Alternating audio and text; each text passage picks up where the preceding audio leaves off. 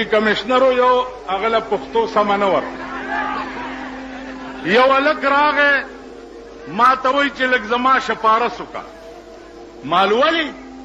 ویل ضرور واده مې دی چې پکې د ډسکو اجازت راکړي. ماړه کې دا خیال وکړو چې دا ډسکو بس کلب ملب کې روټۍ ته وایي او کلب اجازت به غواړي. نو ما ډي سي ته وویلې ما یاره دله د ډسکو اجازت ورکړه.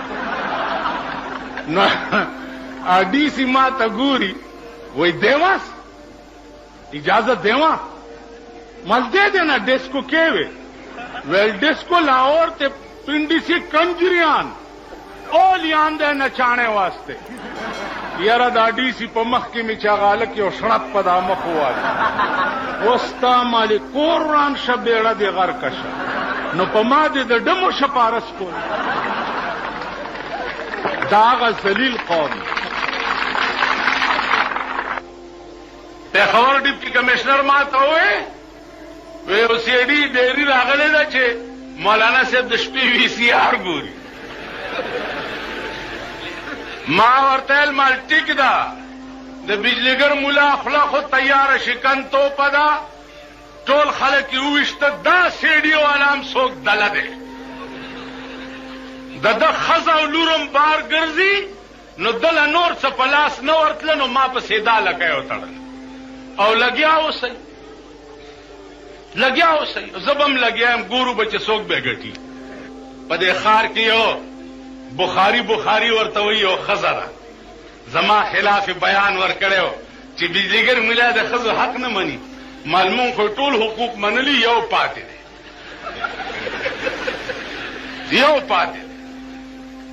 او هغه پاتې دا دی چې مونږ په څلوربول شو ته را باندې سوره شي او په دې بازار کې دې ګرځوما نور خدا سے حق نشته چې ما ستا پوره کړی نه دی.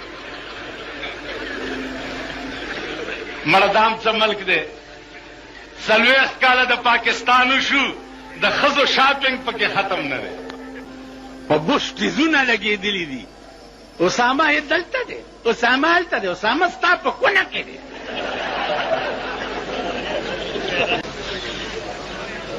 کابل کې وګوره کرکرځی استاد کرکرځي ته وګوره په ګرمۍ کې هم چوغه اچو. مونږ په یو کمیس کې نه شوټینګېدی چوغه یې په ځان اچولي او خوله یې چینګه نیولي.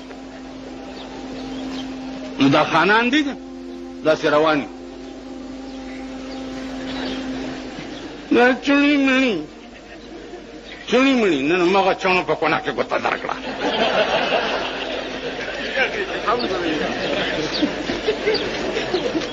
چڼي مڼي یعنې د انګریزۍ سبق چې وایي نو هغه خو سټوډنټ دي ځکه چې پتلونې اچولې ټایي تړلي سټوډنټ دی او ما چې قرآن په ترخ کې نیولی دی او جومات مدرسې ته روان یم نو زه چڼی مڼی شو.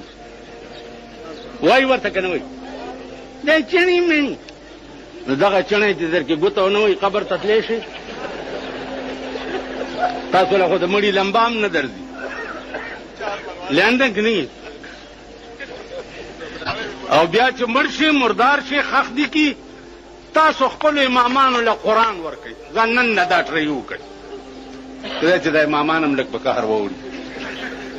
قرآن ورکه چې ته زما د پلار مړي ته ولاړ وې دې ځای کې دې درد پیدا شوی چې خدایه زه تا ته په جرګه راغلی ما او منت درته کوم چې دا مخکې پروت دی نو ویې بخه دا د چا خیال کې راغلي دي خو به څه چلو کړي الله